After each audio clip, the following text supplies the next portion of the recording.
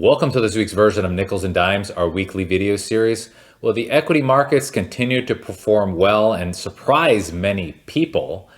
But what is in store for the rest of the year? So today we're going to talk a little bit about market history and specifically what has happened during presidential election years. So let's jump in and explore what's next for the S&P 500. And here's the great news. History says that the S&P 500 could climb 11% in the second half of 2024. So that's great news. No, certainly there's no guarantee.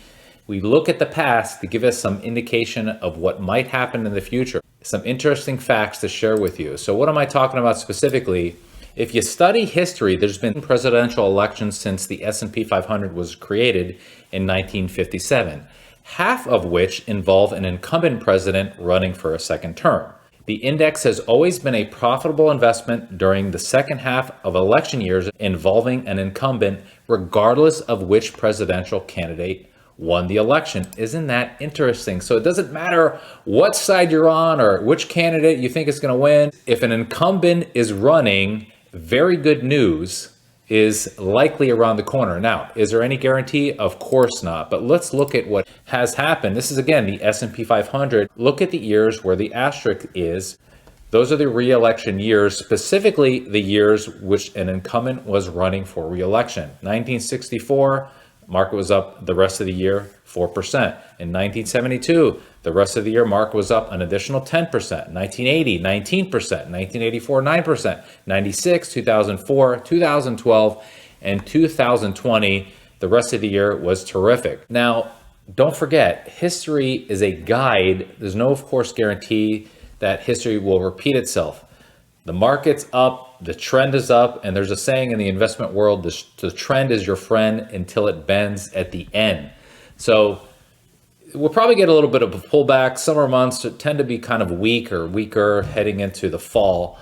So if we have a 3, 4, 5, or even 10% correction, that would be normal. But odds favor the market, or at least the S&P 500 is going to be strong the rest of the year. Certainly, again, there's no guarantee. So I will remind you, regardless of what the market does, you must have two things clear. Number one, what is your risk tolerance? So on a scale of 1 to 10, 1 is very low risk, like money in a savings account, and 10 is very aggressive. Where are you on that risk scale? So get clarity on your risk tolerance. And the second thing you need to do is get clarity on your family index number. That is the rate of return that you need to earn. If you're working, so to get to retirement, what rate of return do you need to earn based on your cash flow, based on your expenses, based on how much money you're putting away per month or per year? What's that rate of return? And then if you are in retirement, what's the rate of return that you need to earn to live the life you want, meaning to live the retirement life you want so that you, of course, don't run out of money. Some folks also may want to leave a legacy.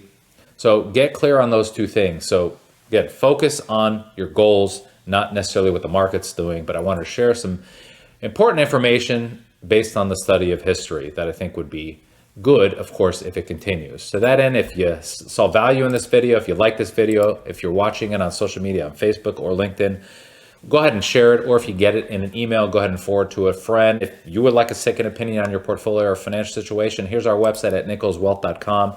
Click on this request an appointment tab, fill out the information, and one of our advisors will reach out to you and help you get clarity on your risk tolerance and also help you get clarity on what your family index number is. That's so important. Thanks again for watching. Bye-bye.